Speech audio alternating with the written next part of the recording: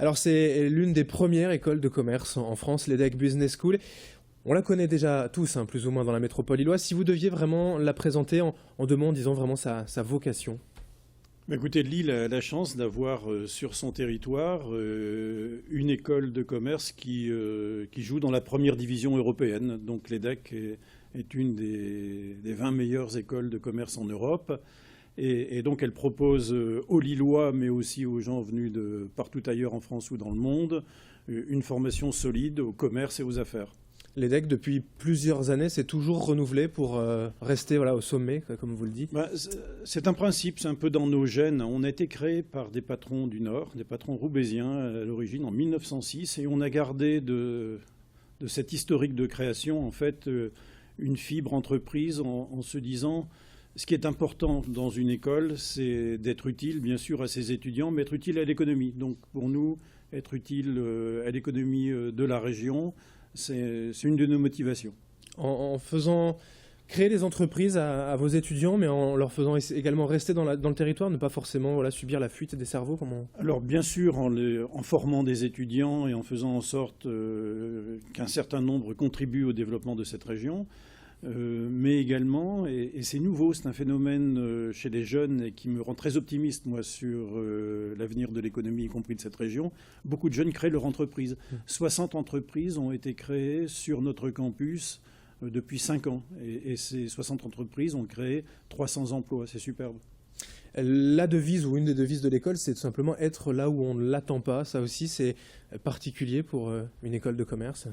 Oui, parce qu'on est dans un monde qui a tendance à vivre une uniformité. On veut tout régulariser, tout ordonner. Disons, à l'EDEC, on se dit ce qui est important, c'est de former des jeunes qui vont entreprendre le futur. Et en fait, le futur n'est jamais comme le passé. Donc, si on forme des étudiants en leur expliquant en long, en large, en travers ce qui s'est passé dans les années antérieures, on ne va pas beaucoup évoluer. Donc oui, c'est vrai, on a tendance à promouvoir tout ce qui est original, tout ce qui sort des sentiers battus, et c'est comme ça que ça donne des succès d'entreprise ou de carrière. L'EDEC forme un tas de jeunes qui se retrouvent assez rapidement dans des postes à responsabilité très intéressants. C'est difficile comme école, si les jeunes nous regardent et sont tentés par l'aventure? Alors, oui, c'est exigeant, je ne vais pas dire c'est difficile, c'est exigeant, on n'obtient rien sans effort, on ne peut pas parler anglais si on ne fait pas l'effort de l'apprendre, donc c'est difficile d'entrer, mais on en intègre quand même 1500 tous les ans. Certes, il y a plus que 1500 candidats, et puis il y a surtout différentes formes d'études. Nous pensons que les jeunes sont mûrs pour faire l'EDEC peuvent être mûrs à différentes périodes de leur vie. Certains sont mûrs pour entrer dès le bac à 18 ans ou 17 ans, et on a une admission dans notre post-bac, dans notre BBA pour des jeunes qui sont déjà à peu près sûrs de ce qu'ils ont envie de faire. Et puis il y en a d'autres qui peuvent venir chez nous après une classe préparatoire. Ça, c'était notre mode original de recrutement, mais maintenant on a beaucoup élargi. Ou alors, après une autre formation, on recrute plein de jeunes qui ont fait des formations littéraires, scientifiques ou technologiques, et qui, à un moment, se disent « Tiens, j'ai envie de faire une spécialisation, une formation en gestion ».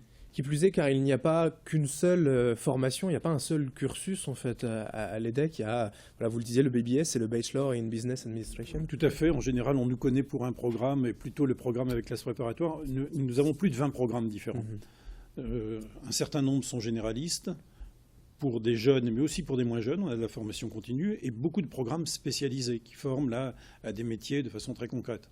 On parlait de la région et de l'importance pour une école telle que l'EDEC de tirer vers le haut en fait la région, mais également pour les jeunes, c'est une porte ouverte vers l'international avec des partenariats nombreux vers des universités, des entreprises étrangères. Ça, c'est le gros intérêt de l'EDEC. Je disais que c'est une école qui joue en première division européenne, et de ce fait-là, on est en partenariat avec les les numéros 1 de la plupart des pays d'Europe. Hein. Quand on entre à l'EDEC, aller en échange à Cambridge ou à Instituto de Empresa à Madrid, mais aussi au MIT à Boston ou à Stanford en Californie.